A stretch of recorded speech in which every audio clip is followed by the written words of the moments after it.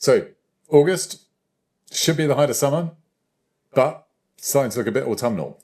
But fear not, because we've got 4 great bars, some classics, and also a fantastic new maker from Sweden for you to try. So I'm excited about these classic bars because we don't often, in our regular boxes, actually feature the likes of Pump Street or the likes of Original Beans or even Bonnat that often. So what do you think? Are you excited by this? Yeah, some of these are bars which we quite often use to introduce someone to craft chocolate. These are kind of some of the classics and the staples. So it's really exciting to have them in a box. Yeah, and I think it's a good way of sort of just reminding people of where we've come from and the different sort of options. Because, Bonnat, whether you've got the dark milk or whether you've got the Ecuadorian bar, this is just a classic. If you want to know French craft chocolate from over 130 years, don't look any further than Bonnat. They're just amazing.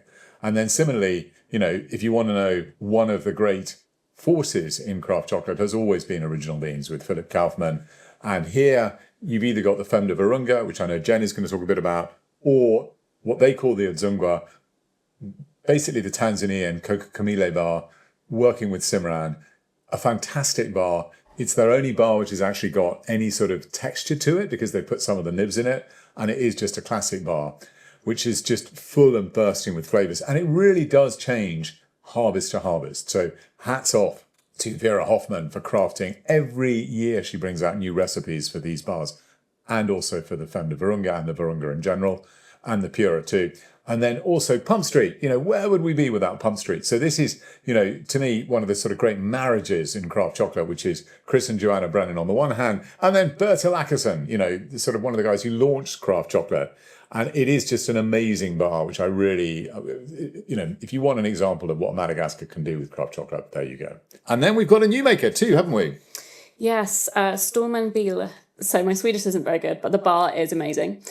This one actually, I don't know if it's just the season at the moment in the UK. It's the kind of the point where in my parents' garden you're picking those yellow plums off the tree, and that's the note I get from this bar. Is it's really lovely, kind of warming, fruity, soft stone fruits kind of notes.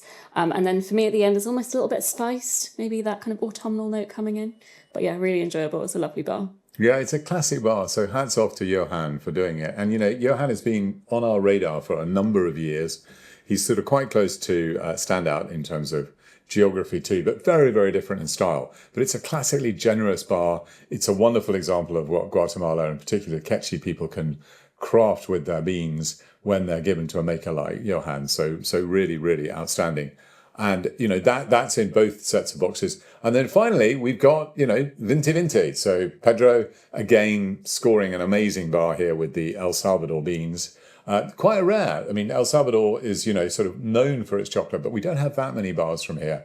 And well done to Pedro for sort of, sourcing quite a few and then crafting some amazing bars with it. So you're very keen on the Storm and Bille? Yeah, and I would encourage you to try the Storm and Bille and the Bonnat together because they're very different stylistically. So Bonnat we often give to people as an example of a really kind of rich and very buttery French style chocolate.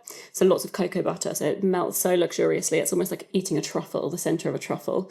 Whereas the Swedish bar is much drier and less added cocoa butter. And try them together and see which you prefer, because we tend to find people usually have a preference and it's not more one than the other, but give them both a go together and see which one you prefer. Yeah, and this is all about contrasts in this box, but it's also about sort of savouring them. So we also do a coffee and chocolate subscription. And in fact, the team from Square Mile, Jamie and Lewis and James Hoffman, all actually thought that the Storm and Bille bar was fantastic. And it does pair brilliantly well with lots of different espressos and lots of different filters, as does the Pump Street too.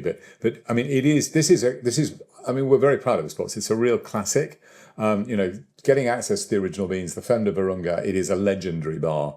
It's all about how you can use craft chocolate to revitalise the rainforest, find a way to give otherwise really, really suffering women in bits of Africa a chance to sort of create new lives and new lifestyles. And what's more, it's just incredibly Moorish as a bar. Original Beans were the first people to make a Swiss milk chocolate over 40% with the Esmeraldas. And then they were one of the first to create this idea of dark milk. So dark milk is over 50% cocoa. And this is definitely one of the first and one of the most delicious that we know. It's a great box. Some real classics here. So we hope you enjoy it. Thank you very much.